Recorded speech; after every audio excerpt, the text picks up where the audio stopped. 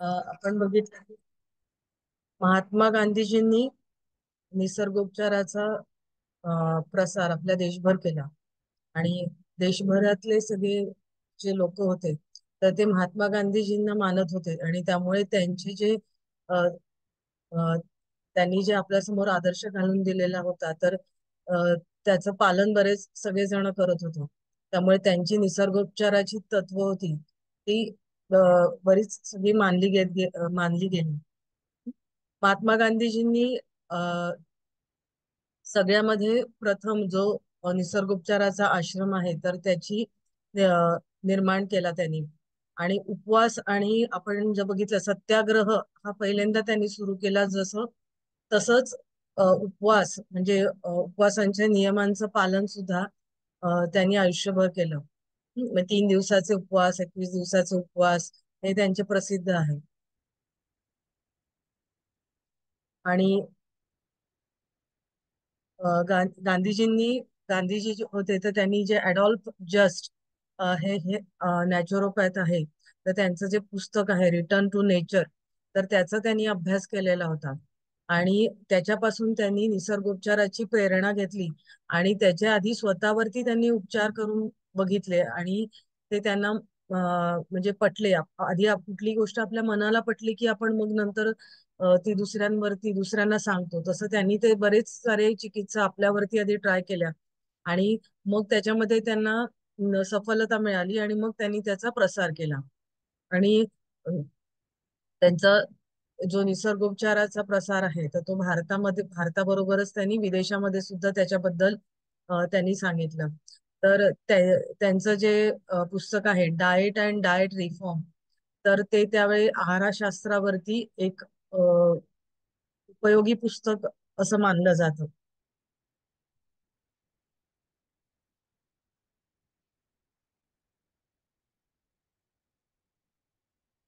माझा आवाज ऐकू येतो नीट?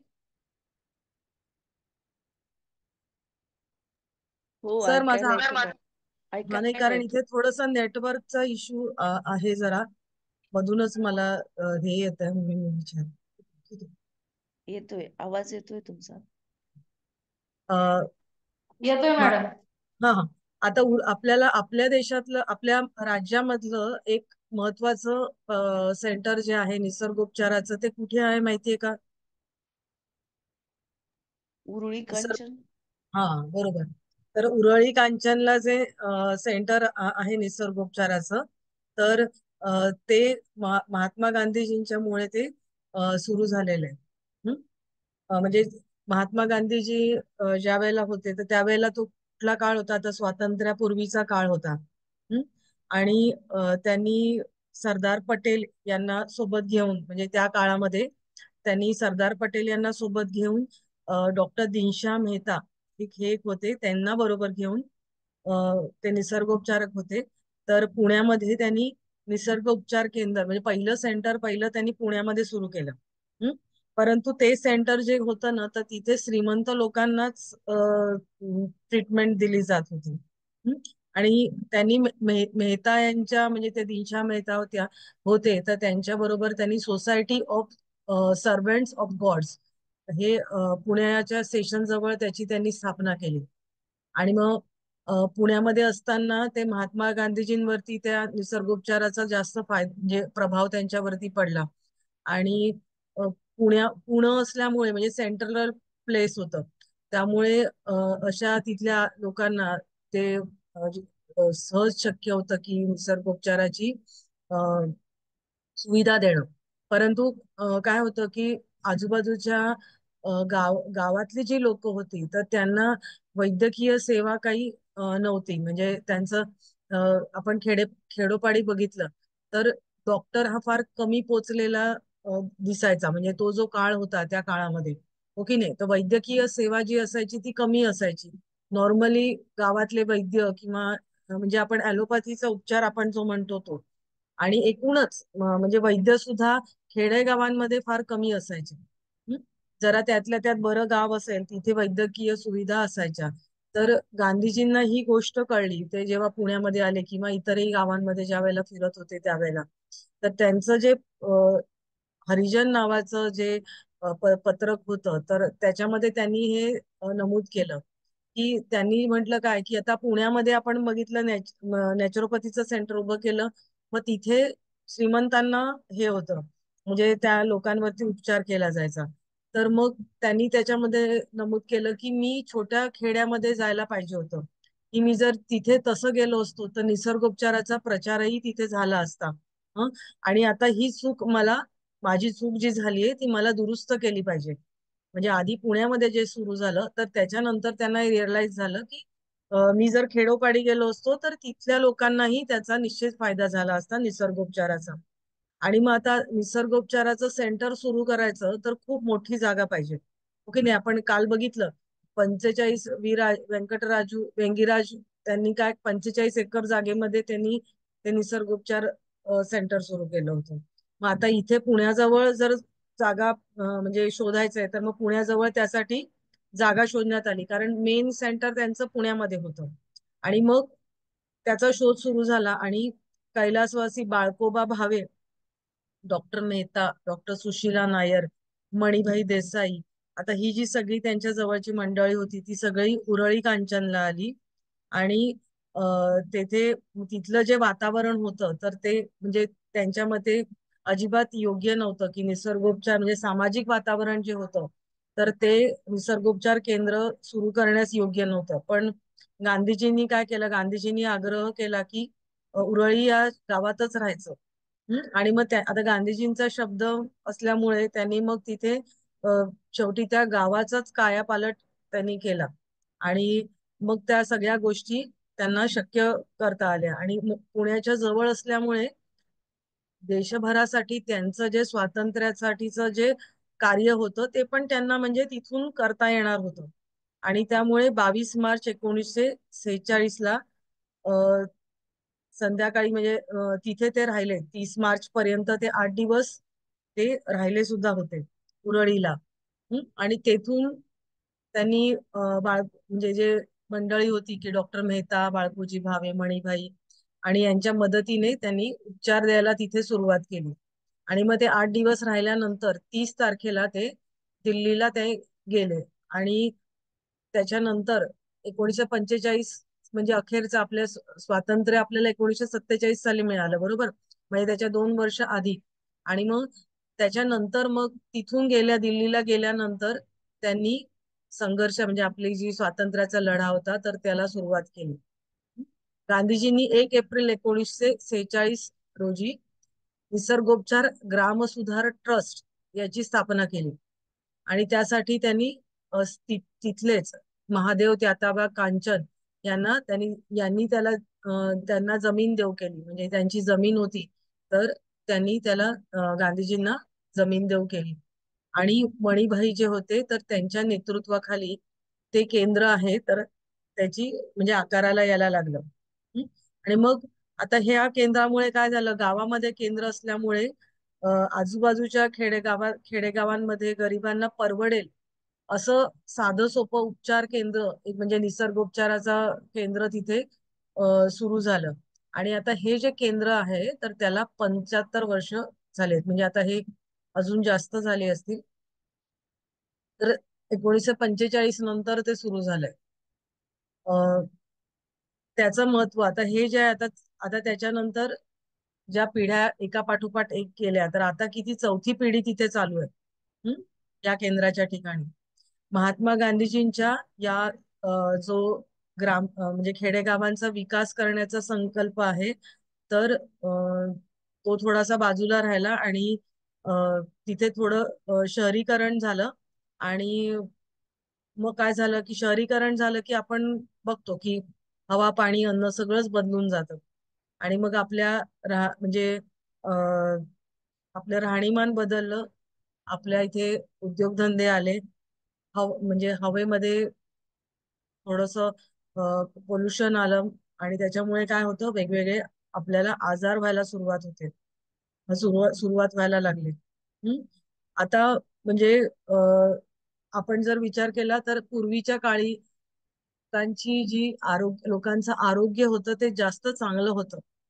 त्या मानाने आता हवा पाणी बदलल्यामुळे आपलं आरोग्य हे म्हणजे आपलं आयुष्यमान वाढलंय, पण आरोग्य म्हणजे निरोगी आरोग्य म्हणजे निरोगी स्थिती जी आहे आपली, तर ती खालावलेली दिसते. म्हणजे आताच्या काळामध्ये 25ल्या लोकांना सुद्धा आपण बघतो की हार्ट अटॅक आलेला आहे.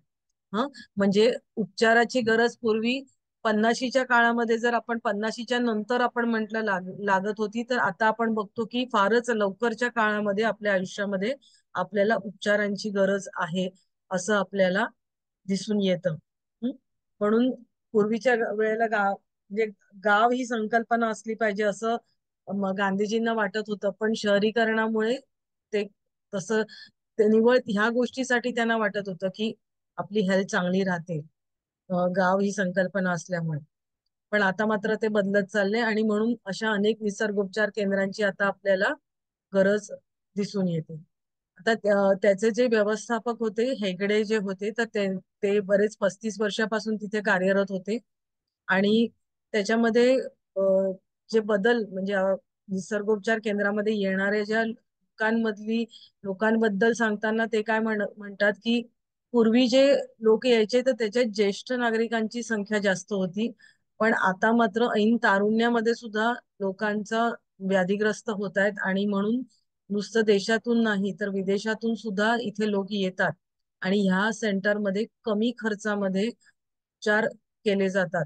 बऱ्याच सेंटरमध्ये जास्त पैसे लागतात, त्या मानाने या सेंटरमध्ये खूप कमी पैशांमध्ये खर्च म्हणजे उपचार केले जातात. आणि इथे महात्मा गांधीजींची विचारसरणी जी आहे साधी राहणी आणि उच्च आरोग्याची श्रेणी असं, तर हा मंत्र इथे पाळला जातो आणि तिथे सेवा दिली जाते असं ते सांगतात. आता याच्यामध्ये हृदयविकार, मधुमेह, दमा, श्वसनाचा विकार, संधिवात, लठ्ठपणा, म्हणजे आता हे जे तुम्ही बघाल की हे सगळे जे विकार आहेत ना, हे सायकोसोमॅटिक डिसिजेस आहेत. म्हणजे काय की मनोकायिक विकार आहेत की तुमचं मन बिघडतंय आणि तुमच्या शरीरावरती त्याचे परिणाम दिसून येतात. हं? म्हणजे आपलं मन बिघडलं, तुम्ही लक्षात घ्या तुमचा विचार बिघडले की तुम्हाला आपल्या शरीरामध्ये जे अनेक टॉक्झिन्स अनेक सुरुवात होतात स्त्रवायला आणि ते नको तिथे जाऊन अडकतात. त्यांनी आपल्या शरीरामध्ये त्याच्यापासून आपल्याला रोग निर्माण होतात. हं? तर हे म्हणजे आपण थोडक्यामध्ये करायचं काय आहे, जर आपल्याला आता जर आपण विचार केला आपल्याला कुठलाही रोग होऊ नये असं जर वाटत असेल, तर आपल्या विचारांमध्ये आपण थोडक्यामध्ये बदल करायला हवा. आजूबाजूची परिस्थिती ही सगळ्यांसाठी सारखीच आहे, बरोबर, परंतु सगळेच आजारी पडताना आपल्याला दिसत नाही. मग इतर लोक आणि आपण याच्यामध्ये काय फरक असेल, जर एखाद्याला रोग होतोय तर थोडासा आहार आहाराचा जे आहे त्याच्यामध्ये थोडे बदल करायला पाहिजेत, विचारांमध्ये बदल करायला पाहिजे की ह्या गोष्टी आपल्याला टाळता येतात. आता आपण जर उरळी कांचन तिकडचं म्हणजे आश्रमामध्ये निसर्गोपचार केंद्रामध्ये आपण जर बघितलं, तर तिथली सुरुवात सकाळ जी आहे तर ती प्रार्थनेने सुरू होते आणि प्रार्थना केल्यानंतर तिथे कामकाज सुरू होतं. आणि तिथे दररोज गरीब श्रीमंत असे सगळ्या म्हणजे सगळ्या स्तरावरचे लोक तिथे येतात. आणि म्हणजे 200 पेक्षा 200 तर हा फार आकडा कमी झाला, अजूनही जास्त त्यांची संख्या असते आणि त्याच्यावरती रुग्णांवरती उपचार केले जातात. बऱ्याच वेळेला वेटिंग लिस्ट वरती तिथे असतं. वनस्पती विज्ञान आपल्यापैकी मला वाटतं कोणीतरी तिथे गेलेलं आहे उरळी कांचन मध्ये. कोण जाऊन आलंय? जाऊन आलंय का? माझे गुरुजी गेले होते. हम्म. कसं वाटलं तिथे? तिथलची दिनचर्या अत्यंत चांगली आहे. आणि सकाळपासून वातावरण कसं वाटलं? वातावरण अगदी शुद्ध आहे. हम्म. ती जर दिनचर्या इथे आपण आपल्या दैनंदिन जीवनात आणली तर आपण रोग मुक्त होऊ आणि बरोबर आहे. कदाचित तर आपण रोगी कधीच होणार नाहीत. अगदी बरोबर आहे. पण कसं झालंय ना, शहरामध्ये आल्यानंतर म्हणजे आपण आपल्याला असं बऱ्याच वेळेला जाणवतं की आपण ज्या वेळेला अशा ठिकाणी जातो त्यावेळेला आपण खूप प्रभावित होतो आणि असायला हवं असं आपल्याला वाटतं. पण इथे आल्यानंतर थोडा काळ तो इम्पॅक्ट राहतो आपल्यावरती, आणि नंतर पुन्हा आपण आपल्या जे दिनचर्येमध्ये हे म्हणजे मशगूल होऊन जातो. तर मला असं वाटतं की तिथे जे आपण काही उपचार घेताना किंवा तिथे गेल्यानंतर, अशा ठिकाणी गेल्यानंतर थोडेसे बदल आपल्या आयुष्यात जर आपल्याला करता आले तर निश्चित आपण करायला हवे. म्हणजे सगळ्याच गोष्टी आपण करू शकत नाही तिकडच्या, पण काही बदल आपण निश्चित करू शकतो की मग त्याच्याने सुद्धा आपल्या आयुष्यामध्ये निश्चित फरक पडू शकतो. तिथे गेल्यानंतर तुम्ही प्रार्थना वगैरे सगळं होतं, मग तुम्हाला म्हणजे अ, रसाहार किंवा ह्या गोष्टी सगळ्या दिल्या जातात, बरोबर. तुम्ही कमी मीठ असलेल्या गोष्टी तुम्ही तिथे खाता, बरोबर आहे ना. आहारामध्ये काय असायचं? रात्रीच्या जेवणामध्ये खिचडी आणि अ, कोशिंबीर. कोशिंबीर. कोशिंबीर हां. त्याच्यामध्ये सुद्धा तुम्हाला जो काही आजार आहे त्याच्यानुसार बऱ्याच वेळेला जेवण वेगळं असतं काही वेळेला. म्हणजे काही काही सेंटर्स मध्ये असं असतं की तुम्हाला जसं आहे वेगळं त्यांच्याकडे नोट डाऊन केलेलं असतं आणि त्यानुसार जेवण दिलं जातं. काही ठिकाणी सरसकट सेम त्यांना दिलं जातं म्हणजे अशा गोष्टी. तर आपण निदान कमी मीठ खाऊ शकतो, कमी तेलामध्ये जेवण करू शकतो. आपल्या आहारामध्ये कोशिंबिरीचा घटक आहे तर तो वाढवू शकतो. बऱ्याच वेळेला असं दिसून येतं की जेवणामध्ये आपण ताटामध्ये जर बघितलं तर म्हणजे पोळी आता 3-4 पोळ्या जर एखादी व्यक्ती खात असेल तर बाजूला थोडीशीच भाजी असते आणि त्या भाजी बरोबरच तो 3-4 पोळ्या खातो. ऍक्च्युली हे प्रमाण हे विषम असायला पाहिजे, कारण एखादी निसर्गोपचारामध्ये आपण भाजी शिजवणं हा प्रकार म्हणजे जे निसर्गातून येतं त्या फॉर्म मध्ये आपण घ्यायला पाहिजे, अशा प्रकारची संकल्पना असते, बरोबर. परंतु आपण शिजवतो त्यावेळेला त्याच्यातले जीवनसत्व आहे तर हे खूपच कमी झालेले असतात. मग जर असं असताना तुम्ही त्याची क्वांटिटी वाढवायला पाहिजे, बरोबर आहे की नाही. आणि हं, आपला आहार हा म्हणजे आपण काही खूप कष्टकरी लोक नाहीये. आपण जर रस्त्यावरती दगड फोडणारी लोक आहेत किंवा शेतामध्ये अतिशय श्रम करणारी लोक आहेत तर त्यांनी कार्बोहायड्रेट किंवा काय म्हणा पिष्टमय पदार्थ ही जास्त खाल्ली पाहिजेत, कारण त्याच्यातून निघणारी ऊर्जा आहे, साखर जी निर्माण होते, ऊर्जा होते, त्याची गरज त्यांना काम करण्यासाठी उपयोगाला पडते. पण आपण आहोत तर आपल्याला आपण फार एवढं कष्टाचं आपण काम करत नाही, बरोबर. त्या मनाने बैठ असतं, म्हणजे इकडून तिकडे गेलो तरी बरेच जण गाडीवरती जातात किंवा धावपळीचं असू शकतं पण कष्टाचं नसतं, म्हणजे शारीरिक कष्ट त्याच्यात कमी असतात. त्यामुळे पिष्टमय पदार्थाचं सेवन तुम्ही कमी करून म्हणजे आपण हे एवढं निश्चित करू शकतो. आणि भाजीचं प्रमाण वाढवायचं आणि सॅलडचं प्रमाण वाढवायचं. म्हणजे आपण कोशिंबिरी ज्या करतो तर ती कोशिंबिरीचं प्रमाण तुम्ही वाढवायला पाहिजे. आणि बरेच जण काय करतात, कोशिंबिरी वगैरे करून ठेवतात. तसं न करता लगेच म्हणजे कोशिंबिरी केल्यानंतर लगेच तुम्ही खाल्लं पाहिजे. खेडेगावांमधल्या ह्या पद्धती खूप चांगल्या आहेत, पण आता खेडोपाडी सुद्धा फ्रीज गेलेत. त्यामुळे तिथे सुद्धा फ्रीज मध्ये ठेवणं हा प्रकार येतो.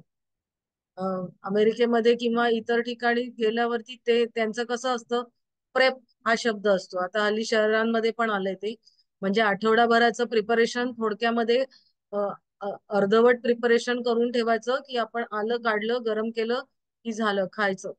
म्हणजे त्याच्या ग्रेव्ही करून ठेवायच्या, भाज्या थोडस तयारी करून ठेवायची. पण हे नव्हतं पूर्वी. कसं होतं, आता इथे स्वयंपाक केला की लगेच वाढला आणि त्याच्यामुळे सगळ्यांचे शरीराची म्हणजे व्याधींपासून बरेच जण दूर होते. पण आता ह्या सगळ्या गोष्टी बंदच चालल्यात आणि म्हणून परत निसर्गाकडे जाणं ही आता काळाची गरज बनली आहे. म्हणून बरेच जण 5-6 दिवस हे झाल्यानंतर सॅटर्डे संडे कुठेतरी किंवा अ, महिन्यातून एकदा किंवा 4 महिन्यातून एकदा कुठेतरी निसर्गाकडे जाऊन ट्रिप एन्जॉय करून येतात, की पुन्हा तिथून रिचार्ज होऊन पुन्हा कामाला लागतात.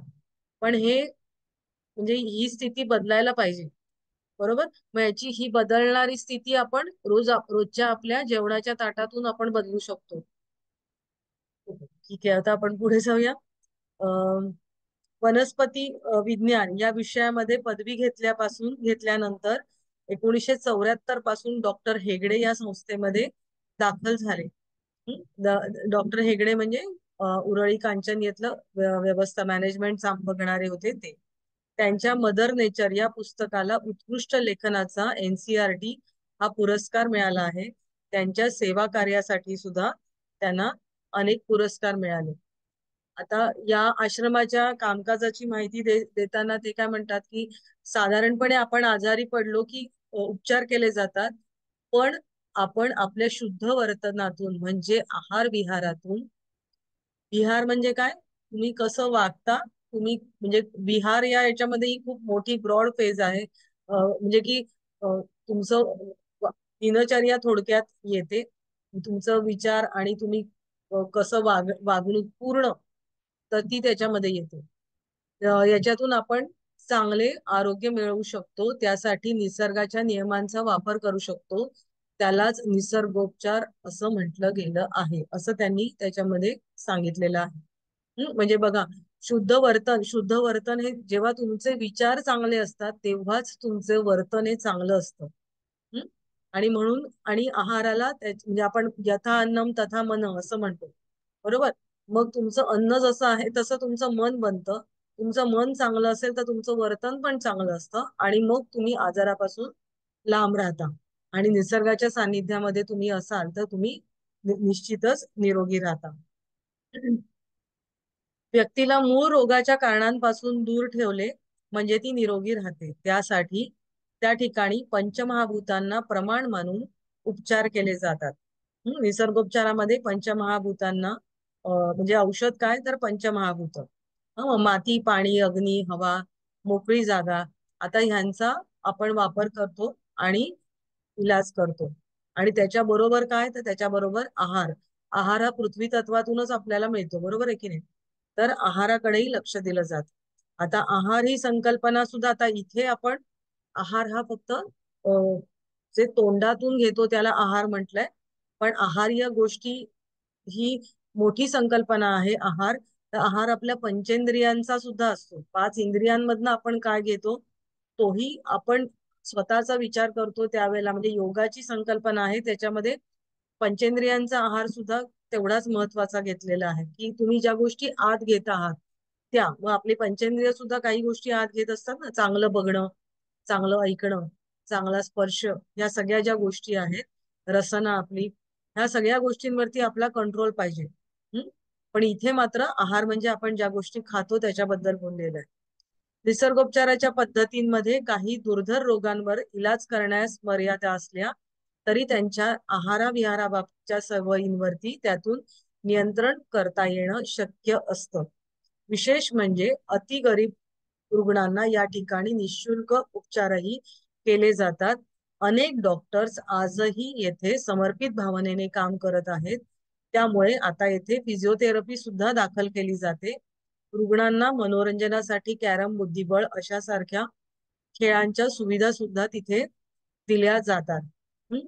आता आपण दुर्धर आपण आपण काल बघितलं की कुष्ठरोगांवरती सुद्धा इलाज केले त्यांनी आणि कुष्ठरोग्यांना बरं केलं, बरोबर. तसंच इतर जे काही आजार आहेत, म्हणजे आपण अगदी अ, हे मधुमेह, हे सगळे जे काही आजार आपण आता बघतो, तर एका कंट्रोलच्या बाहेर गेल्यानंतर त्यांचं नियंत्रण करणं हे शक्य असतं. म्हणजे तुमच्या आहार विहारामध्ये जर तुम्ही तुमच्या ज्या काही सवयी आहेत तर त्याच्यावरती कंट्रोल केल्या, त्या थोड्या म्हणजे तिथे जे सांगतात त्याच्यानुसार जर तुम्ही नियंत्रण केलं तर तुम्हाला त्याच्यातून निश्चित फायदा होतो. बाकी जे कमी लेवलवरती असतात, ज्यांचे पॅरामीटर्स कमी असतात, म्हणजे डायबिटीज झालाय पण तेवढा अजून वाढलेला नाही, नुकताच झालाय, तर तो निश्चितपणे जाऊ सुद्धा शकतो. आता तर रिव्हर्स डायबिटीज ही जी संकल्पना आलेली आहे, तर रिव्हर्स डायबिटीज मध्ये करतात काय तर त्याच्यामध्ये व्यायाम आणि तुमच्या आहारावरती नियंत्रण, आणि दुसरं म्हणजे काय, विचारांवरती मेडिटेशन दिलं जातं. म्हणजे तुमचा स्ट्रेस, नॉर्मली आता जो डायबिटीस दिसतो तो स्ट्रेस इंड्युस्ड आहे बऱ्याच जणांना. आणि मग तो तुम्हाला ज्या वेळेला कमी असतो त्यावेळेला तुम्ही जर याचं जर पालन स्ट्रिक्टली केलं तर तुम्हाला निश्चित तो डायबिटीज रिव्हर्स होऊ शकतो. आणि आता हे सिद्ध होत आहे, म्हणजे भारतभर ही चळवळ स्टॉप डायबिटीस ही संकल्पना चालू आहे. आणि बरेच आयुर्वेदिक काय ॲलोपॅथिक डॉक्टर सुद्धा त्याचा एक काय म्हणूया की खाण्यापिण्याचा आणि तुमचं त्याचं एक प्रोजेक्ट करून लोकांना बरं करण्याचं काम करतात. तर निसर्गोपचार केंद्रांमध्ये सुद्धा या गोष्टी केल्या जातात आणि दुर्धर आजारांवरती इलाज इलाज केले जातात. पण काही ठिकाणी मर्यादा येतात, पण तिथे तरी ते कंट्रोल स्वरूपामध्ये आपण तिथे करू शकतो. आणि आता आता पूर्वीच्या गांधीजींनी ज्या वेळेला आश्रम स्थापन केला आणि त्याच्यानंतर निश्चितच या आश्रमांमध्ये थोड्या काही बदल झालेत, की आता रुग्णांना तिथे मनोरंजनासाठी कॅरम, बुद्धिबळ सारख्या सुविधा, म्हणजे आता टाइमपास करायला काहीतरी पाहिजे ना. तर मग अशा गोष्टी, म्हणजे त्याच्यासाठी मोबाईल आणि टीव्ही नाही, हा, म्हणजे की ज्याच्यामुळे बुद्धीला चालना मिळेल वगैरे अशा गोष्टी तिथे आहेत. आणि म्हणजे जे अगदी गरीब असतात तर त्यांच्यासाठी निःशुल्क उपचारही तिथं केलं जातं. आता तिथे एका व्यक्तीसाठी आता काय सुविधा आहेत, तर एका व्यक्तीसाठी, दोन व्यक्तींसाठी, म्हणजे तिथल्या रूम्स अशा प्रकारच्या आहेत. निवासासाठी प्रतिदिन, आता हे जो इथे आहे तर ते नेटवरून घेतलंय तर ते त्यावेळेच आहे, परंतु आता त्याच्यामध्ये निश्चित फरक आहे. याच्यामध्ये 110 ते 1600 रुपयापर्यंत शुल्क आकारण्यात येते असं दिलंय. पण आता कदाचित तिथे अजून वेगळी पैसे त्याच्यामध्ये असतील. आता याच्यामध्ये आहार आणि मालिशचा खर्च वेगळा द्यायला लागतो. या केंद्रामध्ये येण्यासाठी ईमेल आहे enquiry@निसर्ग निसर्गोपचार आश्रम ORG. या ईमेल वरती संपर्क केला तर आपल्याला तिकडची सगळी माहिती मिळते आणि तिथे आपल्याला बुकिंग करून मिळतं. आता बघा, फिजिओथेरपी, त्यावेळेला फिजिओथेरपी ही संकल्पना नव्हती, परंतु आता मात्र बऱ्या, म्हणजे नुसतं उरळी कांचन इथे नाही तर बऱ्याच निसर्गोपचार केंद्रांमध्ये फिजिओथेरपी ही दिली जाते. मालिश वगैरे तर तिथे असतंच, पण फिजिओथेरपी सुद्धा दिली जाते. विशेष म्हणजे नव्याने निसर्गोपचार, एक मिनिट.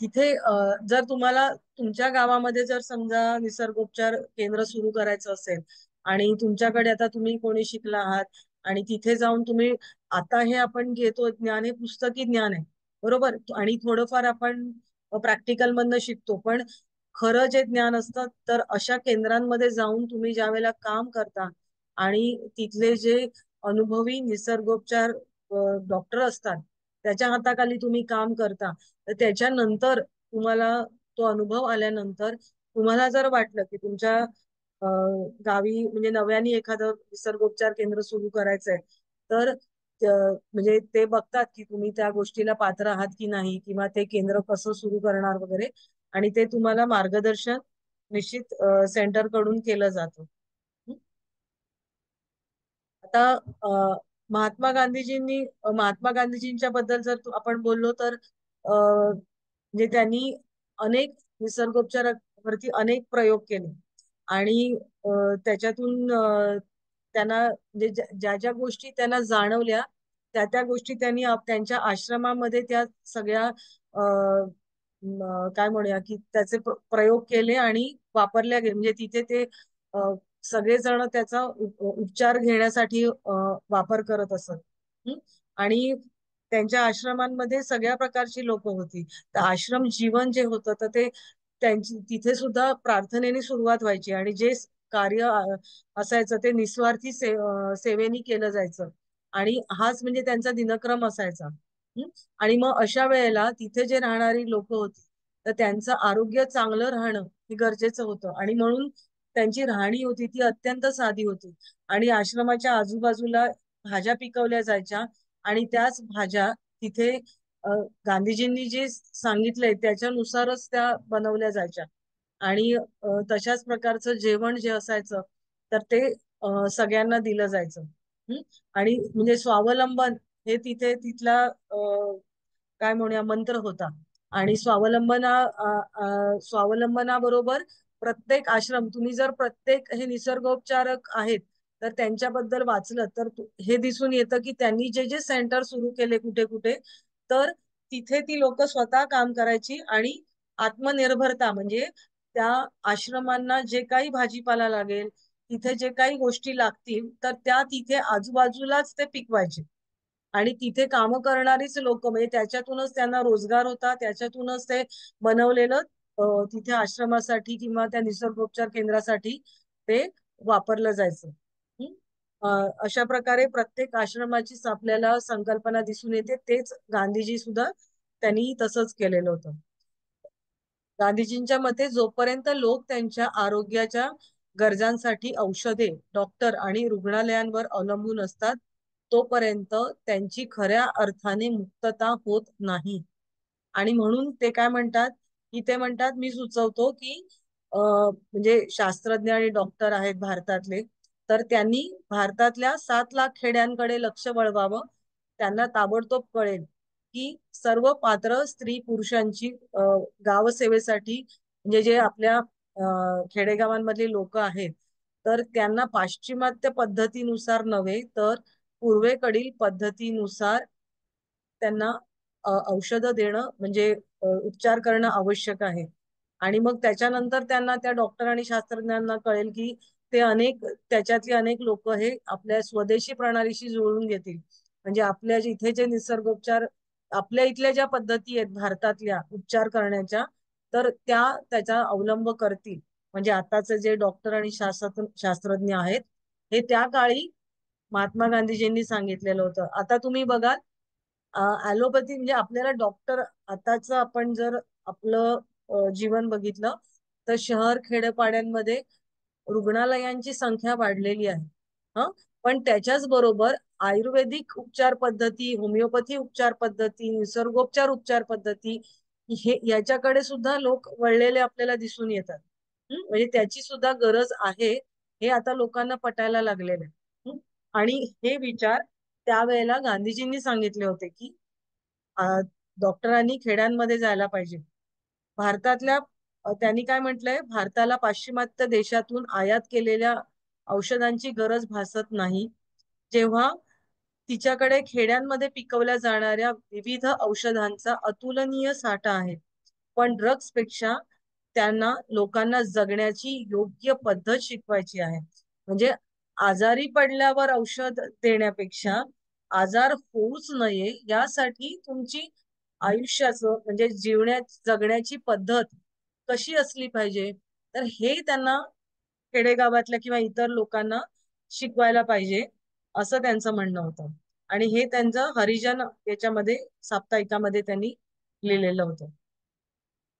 भारतातल्या निसर्गाच्या, म्हणजे निसर्गोपचार पद्धती आहे, तर त्याच्यामध्ये म्हणजे महात्मा गांधीजींचं योगदान जे आहे, तर ते खूप मोठं आहे.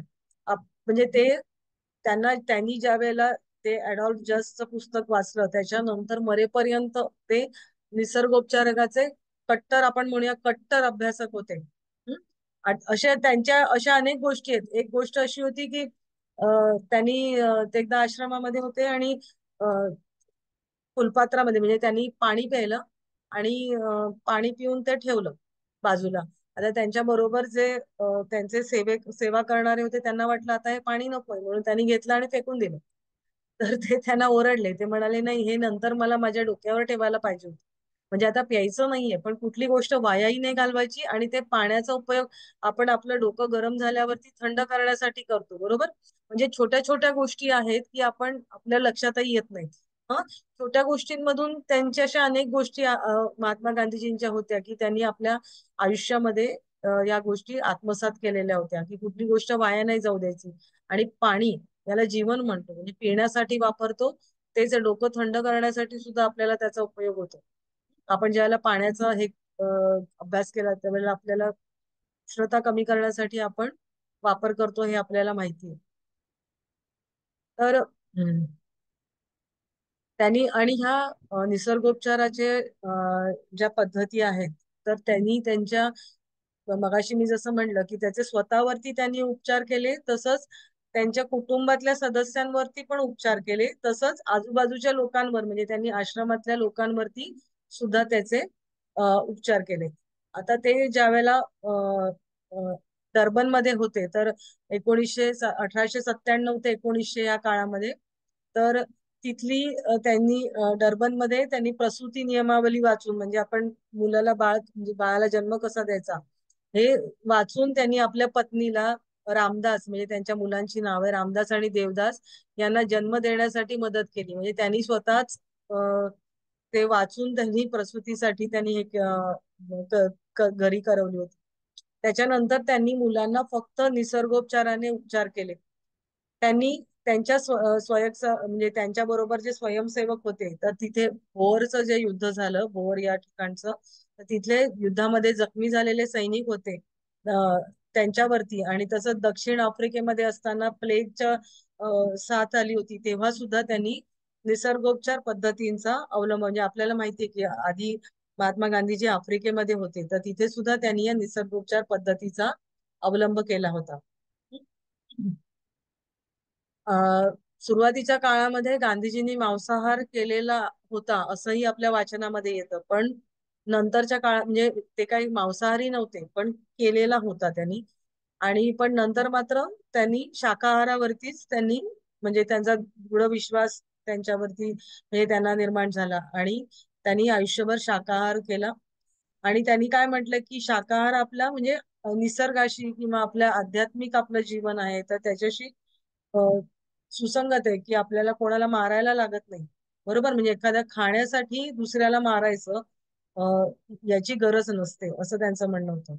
तर शाकाहारी अन्न हे सगळ्यात आरोग्यदायी, किफायतशीर आणि जमिनीचा म्हणजे आपल्याला जमिनीचा वापर करून आपल्याला करता येतं. याच्यामध्ये अहिंसा नाहीये, आणि मानवतेची जी मूल्य आहेत तर ती याच्यामध्ये आपण पाळू शकतो.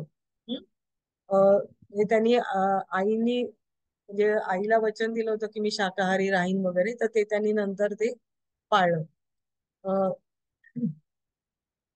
निसर्गोपचारावरती त्यांनी अनेक लेख लिहिले, त्यांची म्हणजे त्यांनी पुस्तकं पण अनेक लिहिली. आता त्याच्यातली काही नावं म्हणजे आरोग्याची गुरुकिल्ली, निसर्ग उपचार, आहार आणि आहारातली सुधारणा, प्रार्थना आणि शाकाहार, त्यांनी अनेक पुस्तकं लिहिली. त्याच्यातली ही काही नावं आहेत. आपण मगाशी बघितलं की मला एक सांगा, त्यांनी पहिलं, मी मगाशी म्हंटल, पहिलं सेंटर कुठे सुरू केलं त्यांनी?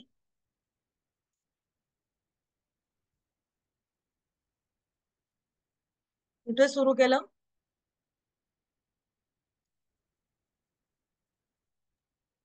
मॅडम काय म्हणालात तुम्ही?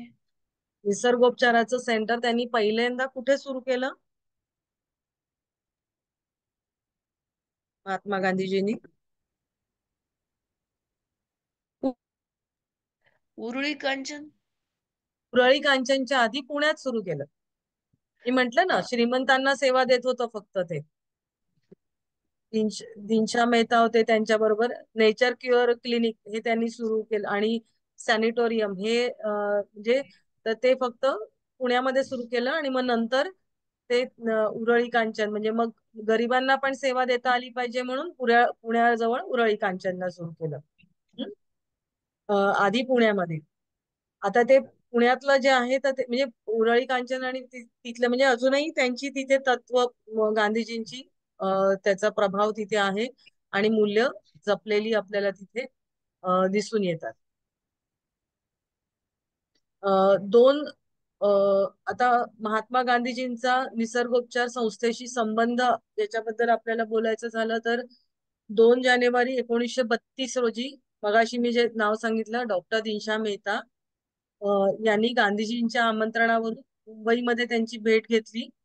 आणि त्याच्यानंतर जे दिनशा मेहता होते तर ते म्हणजे त्या मरेपर्यंत त्यांच्या बरोबर राहिले. हं?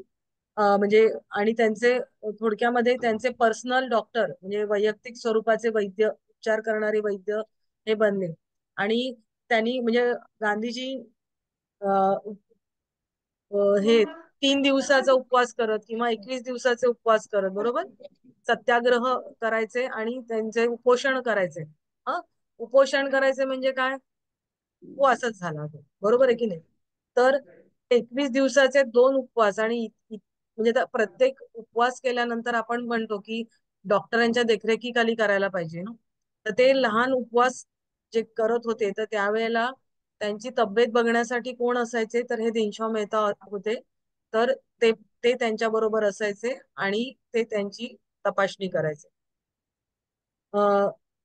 21 ऑगस्ट ते 18 नोव्हेंबर 1945 या काळात डॉक्टर दिनशा यांच्याकडून पुणा येथील नेचर क्युअर क्लिनिक मध्ये आणि सॅनिटोरियम मध्ये 90 दिवसांच्या रुग्णांतर्गत उपचार केल्याची इतिहासात नोंद आहे. म्हणजे महात्मा गांधीजी हे पुण्याला जे क्लिनिक होतं तर त्याच्यामध्ये ते होते 90 दिवस. आणि ते आजारी होते. त्याच्यानंतर त्यांच्या तब्येतीमध्ये बरीच सुधारणा झाली आणि त्यांचं वजन 6 पौंडांनी वाढलं किंवा आणि मग ते खूप ताजेतवाने झाले वगैरे, अशी वर्णनं आपल्याला तिथे आढळतात. त्यावेळेला ते म्हणाले की मी आता 120 वर्ष जगेन. पण त्यांचं 30 जानेवारी म्हणजे ही 1945 नोव्हेंबर 45 ची गोष्ट आहे. पण त्याच्यानंतर 30 जानेवारी 1948 रोजी हत्या झाली. त्यावेळेला त्यांची तब्येत तेवढी काही बरी नव्हती, म्हणजे ज्यावेळेला हत्या झाली त्यावेळेला. अं, महात्मा गांधीजींनी निसर्गोपचाराचा प्रसार हा त्यांना, म्हणजे त्यांचं उरलेलं आयुष्य जे होतं तर त्यांना असं वाटत होतं की आपण पूर्ण हा निसर्गोपचाराचा प्रसार हा आपला भारतभर करायला पाहिजे. आणि म्हणजे ते सेवा करण्याचं वचन देऊन त्यांनी एक ट्रस्ट स्थापन केलं आणि त्याचं जे डीड होतं त्याच्यावरती म्हणजे सही केली. हं? तर ती सही म्हणजे ती एकमेव स्वाक्षरी आपण म्हणूया की निसर्गोपचार केंद्रात त्या निमित्ताने त्यांची झालेली होती. 18 नोव्हेंबर 1945 रोजी all India nature cure foundation ट्रस्टची स्थापना केली आणि या संस्थेसह नेचर क्युअर क्लिनिक आणि सॅनिटोरियम पुणा याचे सेंटर म्हणजे म्हणून त्यांनी त्या त्या करारावरती त्यांनी सही केली. आणि पण नंतर तर 3 वर्षांनी त्यांची हत्या झाली, म्हणजे त्यांचा मृत्यू झाला. अशा प्रकारे त्यांचं कार्य आपल्या देशामध्ये आहे निसर्गोपचाराचं. पुण्याला पहिलं सेंटर सुरू केलं, पण नंतर आपण काल बघितलं की त्यांच्या त्यांच्या संपर्कामध्ये जे जे व्यक्ती आले तर त्यांच्यावरती त्यांच्या वागणुकीवरचा महात्मा गांधीजींच्या वागणुकीचा प्रभाव होता. आणि त्यामुळे आपसुकच निसर्गोपचाराचा प्रसार हा त्या त्या राज्यांमध्ये झालेला आपल्याला दिसून येतो. ठीक आहे, ते थांबूया आपण.